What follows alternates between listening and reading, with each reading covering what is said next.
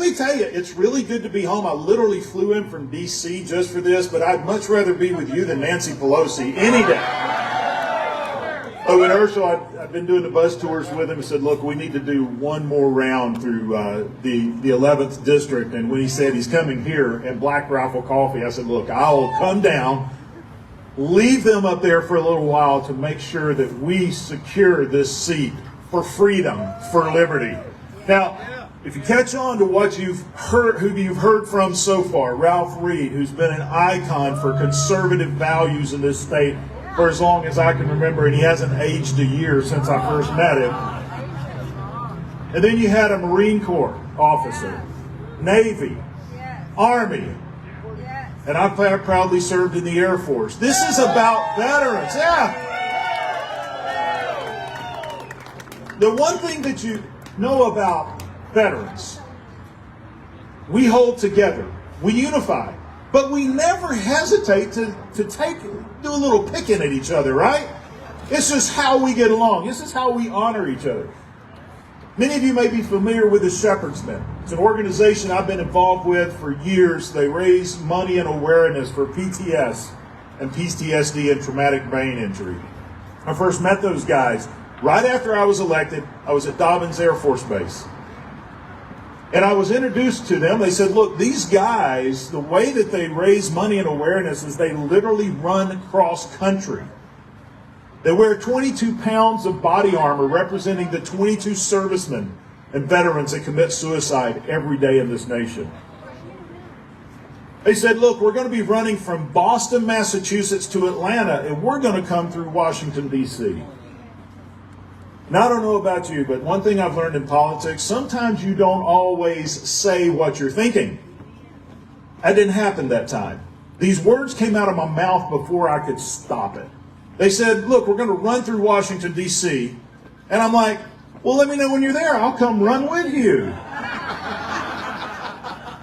Yeah. They run 13 miles each. Well, that's going to be a while they'll forget about it. They didn't forget. So we meet in Arlington at the Marine Corps Monument early in the morning. Now, fortunately, they were only going to run 2 miles. So there's about 25, 30 of them there, some active duty, some just out of the service. So we all get together and we talk and we pray, and then we start this run. And I noticed that the majority of them are up ahead of me, of course. And here I am running with 3 others. So as we're running, I'm just chatting, and I was like, so what do you do? He says, well, I'm a medic in the Army. I'm like, hey, that's awesome. My dad was a medic in the Army in World War II. He was at D-Day, Battle of the Bulge. Well, then I asked the next guy, I said, so what do you do? He said, I'm a corpsman in the Navy. You guys know that's a medic in the Navy, right? He said, I'm assigned to the Marine Corps. I said, what about this guy? He said, well, I'm a medic in the Army, too. So are all you guys medics? And he goes, no, just us 3. I said, oh, I get it. You're running with the old overweight congressman, right? He goes, no, we knew you were Air Force. We figured this is the first time you ever ran.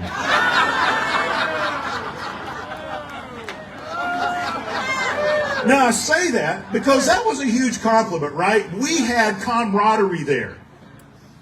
And I learned something here because I'm going to use a little bit of that here. You know, you just heard from the Army guy, comes here and starts talking. What was that, high school? Something about Michigan? Yeah. Look, we may share some camaraderie because we all wear the uniform, but I got a different uniform on here.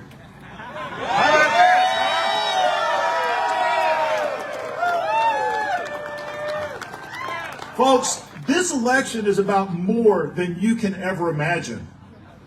This is about freedom. Look, a lot of people thought Republicans should have done a lot better in this election. Let me tell you something. We won a majority in the House. It may not be as big as a lot of people wanted, but when you look at John James and some of the new class of conservative firebreds and fighters that are coming in, I'd rather have a small majority of dedicated, hardworking patriots than a large majority of a bunch of rhinos.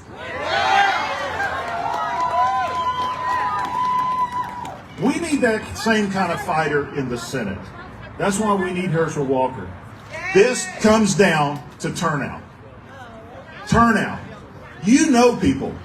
And you need to talk to people and make sure that they go to the polls. And I hear from some people, well, I've been watching the TV and I'm listening to ads. I'm not. Since when do we start believing what the television's telling us, right? Personally vouch. I've met him.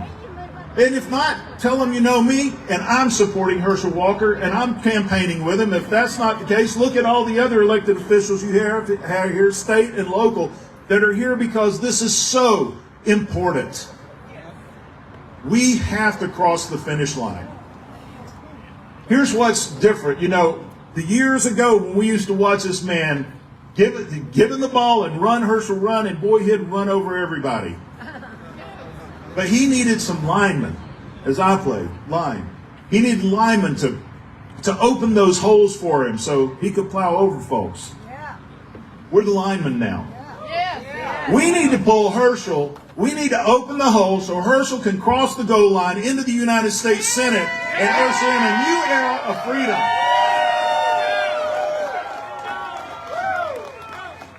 Let me also thank Black Rifle Coffee. I was here for the grand opening, and thank you so much for hosting this. A great patriotic company.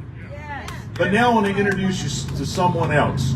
Now, we talked about the unity that we have in the military. We can, pick at each other, but we have this mutual respect for one another. I asked Herschel back a few weeks ago, we were campaigning before the election, and I told him, I said, Herschel, I do have one concern. If you win, are you and Tommy Tuberville going to be able to get along? And he said, in fact, Tommy's already done a couple of fundraisers for me. I said, well, goodness gracious, if Auburn and Georgia can get along, sure enough, we can rally behind Herschel. Now I'm about to introduce someone who's not only an already sitting senator, he's a Carolina Gamecock, and he's here for the Georgia Bulldogs today. Please welcome my friend, Senator Lindsey Graham.